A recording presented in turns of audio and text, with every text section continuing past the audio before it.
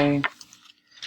Hi, my name is Adonis. I'm a 30-year-old veteran. I am currently taking Life and Natural Sciences at BCTC.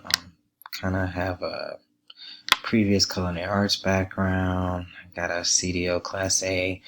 I was a cook in the Army. I deployed altogether 5 times. I went in really young though. Went in the military at the ripe age of 16 and recently got out about 4 years ago due to injury.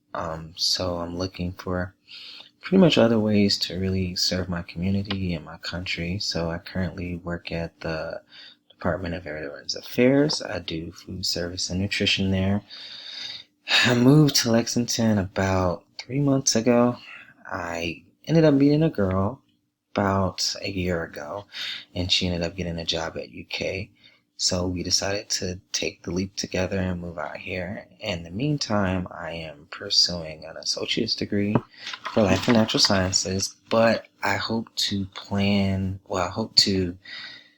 apply to the dental hygiene program here. Kind of got a little bit of work to do in terms of one, the communication differences here. A lot of people say I have an accent. I don't hear it.